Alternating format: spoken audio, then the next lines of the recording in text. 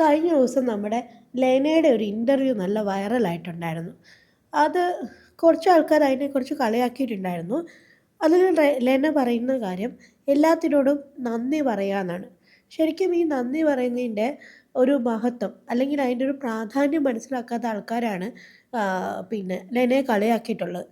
ശരിക്കും ഈ gratitude practice എന്ന് പറയുന്നത് പണ്ട് തൊട്ടേ ആൾക്കാർ പ്രാക്ടീസ് ചെയ്തൊരു കാര്യമാണ്. ഇപ്പോൾ വിദേശ രാജ്യങ്ങളിലൊക്കെ ആഹ് ഡെയിലി പ്രാക്ടീസ് ചെയ്യുന്നൊരു കാര്യമാണ് ഈ ഗ്രാറ്റിറ്റ്യൂഡ് എന്ന് പറയുന്നത്. ഇപ്പോൾ നമുക്ക് ഉദാഹരണം പറഞ്ഞാൽ ഓപ്ര വിൻഫ്രി അവരുടെ ആത്മകഥയിലൊക്കെ പലയിടത്തും പറഞ്ഞിട്ടുണ്ട്. അല്ലെങ്കിൽ അല്ലെങ്കിൽ അവരവരുടെ ടോക്സിൽ തന്നെ ഒരുപാട് സ്ഥലങ്ങളിൽ പറഞ്ഞിട്ടുണ്ട്. അവർ അവരുടെ ലൈഫിൽ കിട്ടിയിട്ടുള്ള എല്ലാ പെയിൻസിനോടും ഗ്രാറ്റിറ്റ്യൂഡ് ഉള്ള ആളാണെന്ന്. എത്രമാത്രം പെയിൻസ് വന്നോ അതാണ് അവരെ ഇപ്പം ഉള്ള ആളാക്കി മാറ്റിയതെന്ന്. ഇപ്പം ഗ്രാറ്റിറ്റ്യൂഡ് എന്ന് പറയുന്നത് നമ്മുടെ മൈൻഡ് സെറ്റിനെ ഭയങ്കരമായിട്ട് മാറ്റുന്നൊരു സംഭവമാണ്. ഇപ്പം നമുക്ക് എല്ലാവർക്കും എന്താണ് ഒരു തൃപ്തിയില്ലാത്തൊരു മനോഭാവമുണ്ട്. ലാക്ക് ഓഫ് അബണ്ടൻസ് എന്ന് പറയും. പക്ഷേ നമ്മൾ ഗ്രാറ്റിറ്റ്യൂഡ് പ്രാക്ടീസ് ചെയ്യാന്ന് വെച്ചോളൂ. ഇപ്പം നമ്മുടെ കയ്യിലുള്ള ഉള്ള പൈസയ്ക്ക് നമ്മൾ നന്ദി പറയുന്നു. അല്ലെങ്കിൽ നമുക്ക് ഉള്ള വീടിന് നമ്മൾ നന്ദി പറയുന്നു. കാറിന് നമ്മൾ നന്ദി പറയുന്നു. അപ്പം അങ്ങനത്തെ ഒരു പ്രാക്ടീസ് തുടങ്ങിക്കഴിഞ്ഞാൽ നമുക്ക് ഈ പറയുന്ന ഇല്ല ഇല്ല അല്ലെങ്കിൽ എൻ്റെ കയ്യിലൊന്നും ഇല്ല എന്നുള്ളൊരു ഫീലിംഗ് പതുക്കെ പതുക്കെ അങ്ങ് ഇല്ലാതാവും. അപ്പോൾ ആ ഫീലിംഗ് ഇല്ലാതാവുമ്പോഴത്തേക്കും തന്നെ നമ്മളുടെ മനസ്സിൽ ഭയങ്കരമായിട്ടുള്ള ശാന്തതയും പോസിറ്റിവിറ്റിയും ഒക്കെ വരും. നമ്മൾ ഗ്രാറ്റിറ്റ്യൂഡ് ഡെയിലി എഴുതുകയാണെന്നുണ്ടെങ്കിൽ കുറച്ച് കഴിയുമ്പോഴത്തേക്കും നമുക്ക് മനസ്സിലാവും. നമുക്ക് നമുക്ക് അവസാനം എന്താണ് എന്തൊക്കെ കാര്യത്തിന് നന്ദി പറയണം എന്നുള്ളത് കൺഫ്യൂസ്ഡ് ആവും. അത്രയും കാര്യങ്ങൾ നമ്മുടെ ചുറ്റും ഉണ്ടാവും.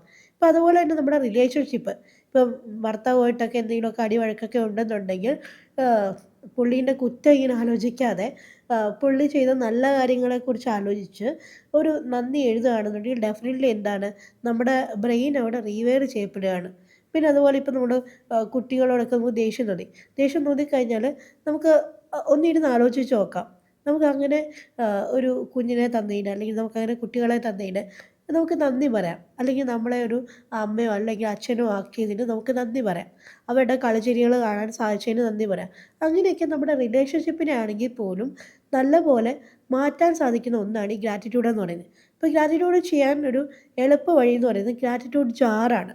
ഇപ്പോൾ നിങ്ങൾക്കിപ്പോൾ എന്തെങ്കിലും ഒരു കാര്യത്തിൽ മൂഡ് മോശമായി എന്ന് വെച്ചോളൂ.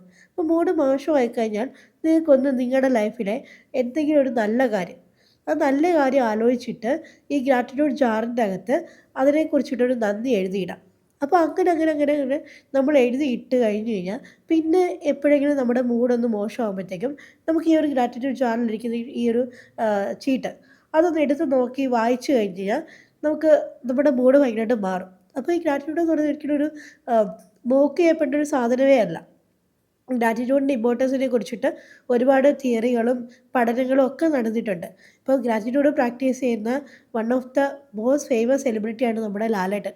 മോഹൻലാലിൻ്റെ 60ാമത്തെ വയസ്സിൻ്റെ വ്ളോഗ്. ആ വ്ളോഗിൻ്റെ അകത്ത് അദ്ദേഹം ഗ്രാറ്റിറ്റ്യൂഡാണ് പറഞ്ഞിരിക്കുന്നത്. ഈ ഒരു ജന്മം തന്നതിന് അല്ലെങ്കിൽ ഈ ഒരു പ്രകൃതിയോട് ഈ ഒരു ശ്വസിക്കുന്ന വായുവിനോട് പോലും അദ്ദേഹം നന്ദി പറയുന്നുണ്ട്.